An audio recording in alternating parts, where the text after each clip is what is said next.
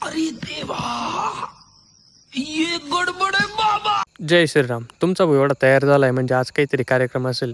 तर आपण निघालो होतो एंगेजमेंटला. सटाणा येतच होती, बाहेर नव्हती कुठे. सटाणामध्ये येताच बबड्या भेटला. बबड्या म्हणे गाडीचं टायर बदलायचं आहे. म्हटलं चालेल, काय अडचण नाही.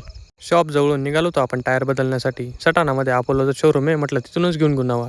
शोरूमला पोहोचलो, टायर सिलेक्ट करून घेतला. म्हटलं चाल बदल लवकर. काकाला म्हटलं थोडाफार डिस्काउंट लावा आपलं म्हणून.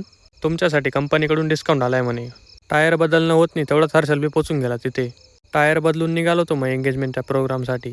बबड्याला म्हटलं नीट चालव गाडी. हर्षलला बी घेऊन आलोच नाही का. कार्यक्रमाच्या ठिकाणी पोहोचलो. दीपकदाला भेटून घेतलं. त्याचबरोबर रितेश बी होता. म्हटलं रितेशला बी भेटून घेऊ. संचितचा वाढदिवस होता. म्हटलं वाढदिवसाच्या खूप साऱ्या शुभेच्छा. कार्यक्रमाच्या ठिकाणी थोडं बोर व्हायला लागलं, तेवढं ता भेटून गेला. म्हटलं काय विचार आहे तुझा? अरे बापरे, मोठे विचार आहे म्हटलं तुझे. कार्यक्रम संपून आपण निघालो होतो घराकडे. घरी जाताना अचानक विचार आला, घरी जाऊन करणार तरी काय आहे? म्हटलं चला दोदेश्वरला जाऊन येऊ. पोहोचलो होतो आपण दोदेश्वरला. छानपैकी दर्शन घेतलं. अवतार नीट करू द्या म्हटलं आधी. दर्शन घेतलं, बाहेर आलो तर मस्त कैऱ्या दिसला. म्हटलं आता सीझन चालू होतंय. हे चिल्ले पिल्ले बी मध्ये मध्येच करता.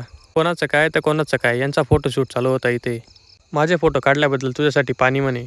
पहिल्यांदा काहीतरी पुण्याचं काम केलंय म्हटलं तू. तिथून निघालो होतो आपण घराकडे. आपल्याला एखादी मुलगी आडवी जाऊ ना जाऊ, हे नक्कीच आडवे जाता कायम. तर का नाही ते एखाद्याला घरी घेऊन जाईल म्हटलं. सायंकाळी बोर होत होतो, म्हटलं चला कुठतरी जाऊ. गाडी काढायला थोडी अडचणच होती, पण तुमचा भाऊ हेवी ड्रायव्हर आहे ना, बरोबर काढून आणली. जेवढी धूळ माझ्या पुस्तकांवर नाही त्याच्या डबलची धूळ या गाडीवर होती. गाडी पुसून आलो होतो आपण सागरभूकडे. थोडा वेळ टाइमपास केला आणि निघालो होतो घराकडे.